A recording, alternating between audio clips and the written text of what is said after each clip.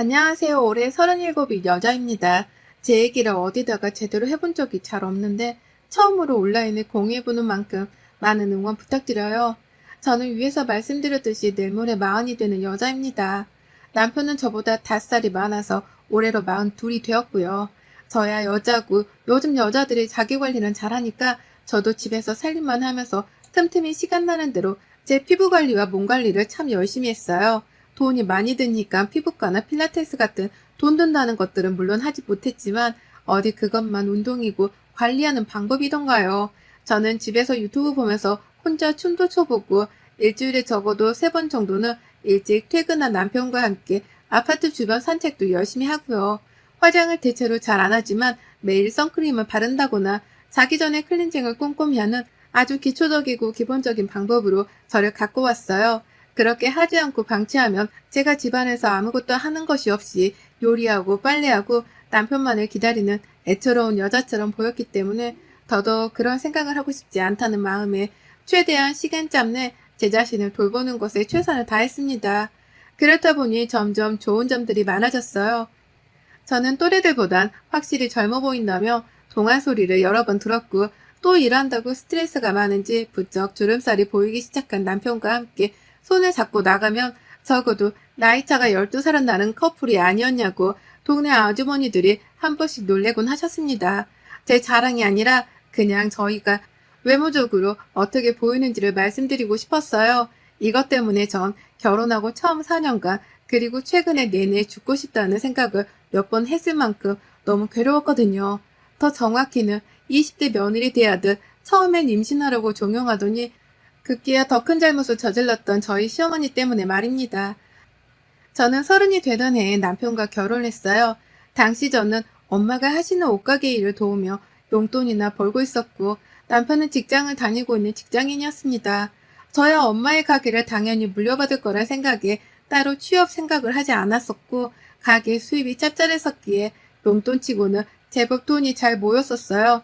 그 돈으로 철없는 마음에 일주일 중 반은 동대문에서 가게 안에서 포장만 하며 나머지 반은 주말마다 쉬는 친구들과 근사한 식당이나 호텔을 가고 내 옷 쇼핑을 하며 시간을 보냈어요. 천만다행히도 술은 철천지의 원수마냥 멀리하게 되던 체질과 또 제 취향 때문에 클럽은 가지 않았고요. 마냥 친구들과 노는 게 좋아서 다 같이 치킨이며 떡볶이를 포장해다가 그 시절부터 저희는 호캉스를 하면서 탄산음료 마시고 놀았었죠. 남편도 그렇게 친구들이랑 신나게 호텔에서 놀다가 만났습니다. 웃기죠? 남편은 회사의 워크숍이 그 호텔에서 열렸었는데 남편은 호텔이 처음이라 로비에서 동료들과 막 셀카를 찍고 있었죠. 그냥 멀리서 봐도 귀엽다 정도의 비주얼이었던 남편은 제가 어디가 좋았던지 달려와 번호를 따갔고 그렇게 어쩌다 만나게 된 사람과 연애도 제법 오래 하고 결혼까지 해버렸네요. 남편은 제가 그냥 너무 편해 보였대요. 호텔에서 긴장 안 하고 매일같이 드나드는 재벌 마냥 희희낙낙하며 로비를 걷는 게 자기랑은 딴 세상 사람 같아서 뭐하는 사람인가 궁금도 하고 멋져 보였대요.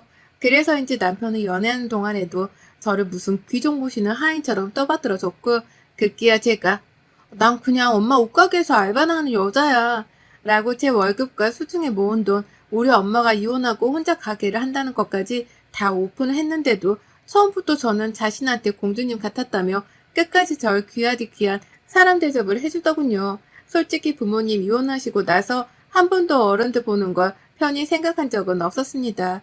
친척들이며 조부모님이며 다 저한테 애정도 없고 미련도 없고 그냥 뭐 생각이 없이 사는 사람들이었기에 관심을 두지 않으셨었고 그런 차갑고 배정한 시선들이 어린 마음의 제겐 너무나도 큰 상처였어요. 어떻게든 버텨보려 더 발악을 하며 웃고 다니고 성인이 되어서도 천만다행으로 장사가 잘 되는 엄마의 옆에서 일을 돕고 살며 그냥 어린 시절 힘들고 외로웠던 제 마음을 좀 보상받기라도 하려는 듯 최대한 스트레스 받을 일은 만들지 않고 무조건 인생을 즐기고 살자는 말을 모토로 삼으며 지냈죠. 하지만 그게 어디 뭐 쉽던가요? 그 시절에 순수하고 모든 게 풋풋했던 우리의 사랑뿐만 아니라 제 인생까지도 결혼과 동시에 모조리 한순간의 꿈이었던 것처럼 물거품이 되어버렸습니다. 거품조차 나지 못하고 누가 바늘로 꼭꼭 찔러 터트린 것만큼 엉망진창이 되어버렸죠. 시어머니는 뭐 때문인지는 모르겠지만 처음 제가 인사드리러 가던 때부터 마음에 들어하지 않으셨어요. 나중에 남편한테 물어보니 털어놓는 말이 제가 무지하게 날라리 같아 보였다더군요. 아니, 남들 다 입는다던 상견례 프리패스 복장을 하고 갔고 심지어 염색머리는커녕 검은 머리를 하고는 인상이 드세 보일까봐 미용실까지 찾아가 순하게 메이크업을 받고 갔는데 도대체 어디서 제가 날라리로 보인다고 생각을 하셨는지 아무리 따지고 따져봐도 이해가 안 되더라고요. 하지만 이건 그 당시 전혀 문제가 아니었어요. 이후 불문하고 시어머니 되실 분이시니 잘 보여야겠다는 생각만 앞서서 시어머니가 저를 어떻게 대하건 말고 무조건 내내거리면서 비율을 맞춰드리는 데에만 최선을 다했어요. 저도 어렸으니까요. 못 모르는 애가 결혼한다는데 시어머니가 늘 뾰루통하고 있는 듯 없는 듯 무시를 하니 신경 안 쓰고 배길 사람이 있겠냐고요. 어떻게든 잘 보이고 싶고 또 내가 참한 모습이 더 많다는 걸 보여드리고자 단 한 번도 그 후론 시댁에 갈 때 화장도 안 했고 굽신거리며 음식이나 영양제를 사다 바쳤고 급기야 시어머니 데리고 호텔 스파도 몇 번 다녀왔어요. 하지만 이건 더 불행에 불행을 낳는 원인이었죠. 처음엔 제가 날라리로 보인다는 건 그냥 제가 다 싫으니까 핑계삼아 했던 변명이었고 어떻게든 자신한테 잘 보이려고 하니 뭐 결혼을 시켜야지 어쩌겠냐 하셨었는데 제가 호텔에 데려오니까 그제서야 절 싫어할 이유가 분명해지신 것입니다. 젊은 애가 호텔을 잘한다고 이런 데를 자주 드나드는 반란까지 내라면서 이제는 날라리를 넘어 저렴하고 산티나는 애라면서 절대로 안 된다고 급기야 결혼에 반대하셨어요. 어떻게 남편과 설득을 해서 지금껏 결혼 생활을 유지하고 있긴 하지만 그 당시로 돌아가라 하면 전 절대로 돌아가고 싶지도 않을 만큼 시어머니로부터 결혼 허락을 받느라 몸 안에 있는 물이란 물은 아주 다 뺀 것 같아요. 피땀 눈물 말입니다. 결혼을 하자마자 곧바로 시어머니는 반대하던 결혼 전과는 달리 이번에 급하다며 아이를 갖길 강요하시더라고요. 처음엔 본인도 아들의 부부관계를 이러쿵 저러쿵 하시는 게 민망하셨는지 제 얼굴을 제대로 쳐다보지도 않고 아이를 빨리 가져야 한다고 이왕이면 아들이 좋겠다면서 손주 타령을 조선시대 시어머니처럼 하셨는데 그것도 몇 번 반복을 하시다 보니 익숙해지셨는지 이번엔 남편이 바로 옆에 있는데도 저희 둘을 함께 불러 앉히시고는 신혼생활에 아이를 안 가지면 언제 가질 수 있겠냐며 나중에 둘 다 몸종이 다 떨어지기 때문에 애를 갖고 싶어도 잠자리를 가지기 싫어 못 가질 거라며 벌써부터 부부관계가 틀어질 거란 악담을 하시며 임신을 강요하셨습니다. 처음엔 이런 소리를 듣고 있는 것 자체가 거부감이 느껴지고 부담스러워 한 귀로 듣고 흘리려고 했어요. 하지만 옆에서 누구 하나가 이렇게 임신 타령을 하니 제 마음이 급해지기도 했고 생각을 해보니 남편은 저보다 5살이 많고 곧 있으면 40이고 저도 30대 중반인데 나이를 생각해서라도 애를 가져야 하나 싶은 조급함이 정말 들더라고요. 그래서 한 3년 동안은 조금씩 아이를 가져보고자 노력을 했어요. 하지만 처음엔 곧 생기겠지 했는데 점점 시간이 지나도 소식이 없어 다급해져 가기 시작했고 급기야 시어머니는 이 모든 걸 제 탓으로 돌리셨어요. 뭐 임신이 안 되는 걸 꾸준히 처음부터 제 탓으로 하긴 하셨지만 제 외모까지 언급을 하면서 얼굴만 멀쩡하지 몸뚱이는 늙어빠진 할망구란 소리를 하질 않나. 홀라당 다 벗겨나서 직접 그것을 확인하고 싶다며 성희롱적인 발언까지 하시질 않나. 제정신인가 싶을 만한 무자비한 소리들을 해대셨어요. 이 모든 말들은 남편의 앞에선 약간씩 필터링이 되긴 했지만 그래봤자 여전히 제 탓이란 것엔 변함이 없었고 슬슬 남편도 눈치가 보이는지 시어머니 보는 걸 힘들어 하더라고요. 자연스레 3년이 지나서 더 이상 시어머니한테서 욕먹기가 싫어서 남편을 데리고 병원을 찾았어요. 다른 부부들에 비해서는 좀 늦게 찾아간 케이스였죠. 그냥 아이는 자연스레 찾아오는 것이라 생각을 해 병원에 찾아가 볼 생각도 못했던 것이었는데 글쎄 검사 결과가 저희 남편의 정자 활동성이 다른 남자들에 비해 현저히 낮아서 임신이 다른 커플들에 비해 곱절 어려울 거라더군요. 정말 천천병력 같은 말이었죠. 다 제 탓인 줄 알았는데 남편 탓이란 것도 충격이었고 언젠가는 그래도 찾아올 줄 알았는데 진짜로 우리한테 아기가 찾아올 일이 희박하단 사실도 충격이었어요. 그때부터 인공수정도 알아보고 시험관 아기 시술도 알아보고 30 중반에 진입하면서 완전히 시술, 그놈의 시술. 정말 시술이란 걸 다 받아봤는데도 돈만 날리고 임신은 되지 않았습니다. 그쯤 되니 아주 임신 때문에 시술의 시자만 들어도 머릿속이 새하얘질 정도로 패닉에 빠져버렸죠.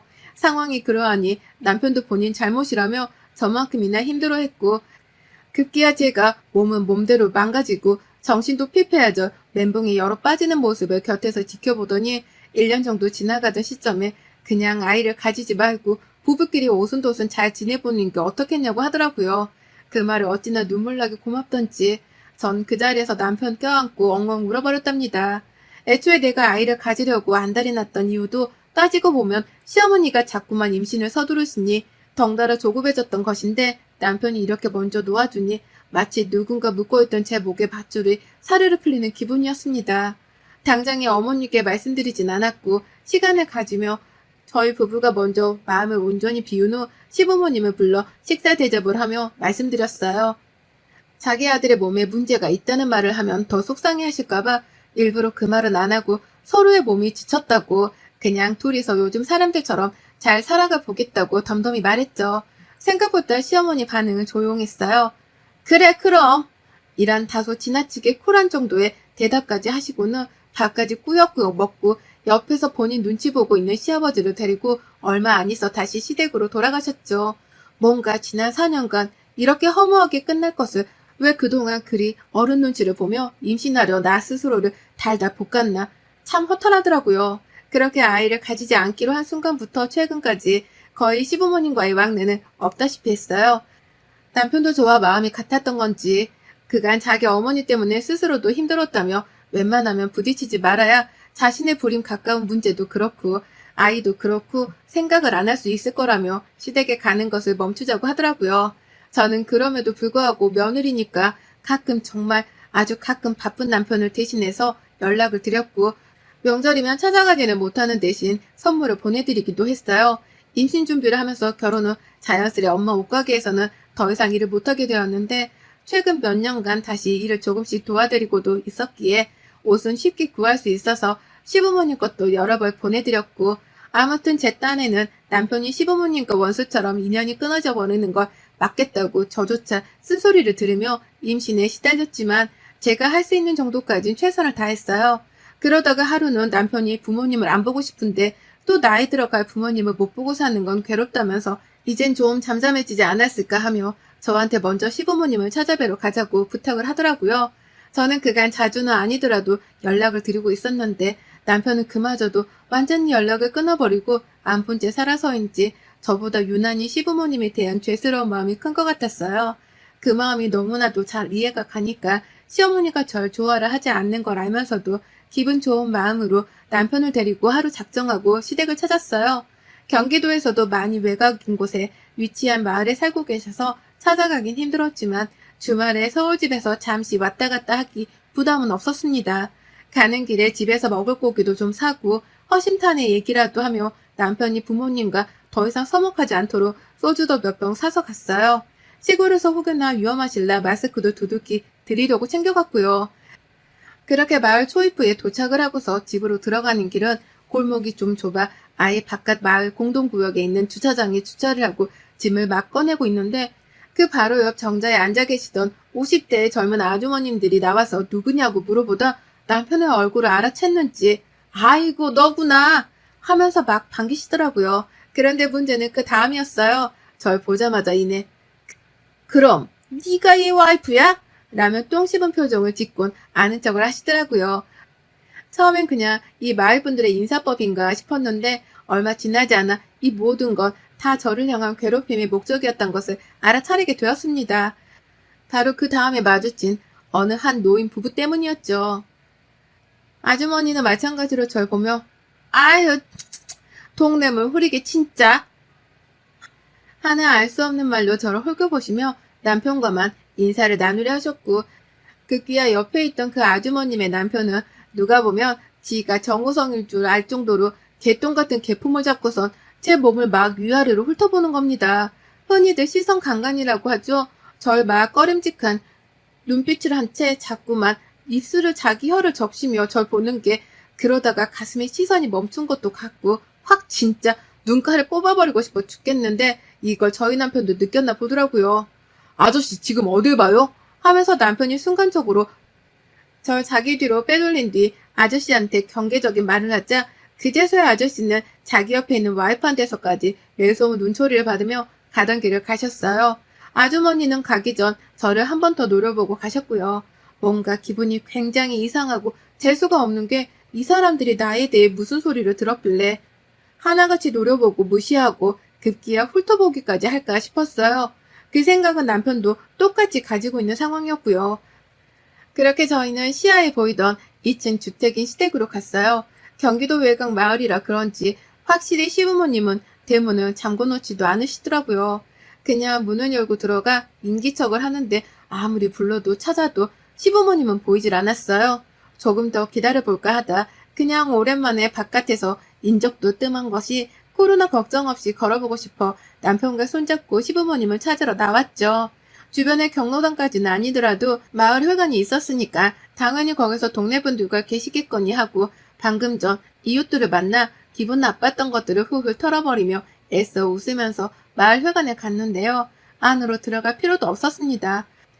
바깥에 있는 넓다란 사각형의 나무 의자 위에 옹기종기 모여있던 주민들, 그 중에서 저희 시부모님 찾겠다고 막 얼쩡거리려 하는 그때 아까 저를 노려본 아주머니들이 그 자리에 있더라고요.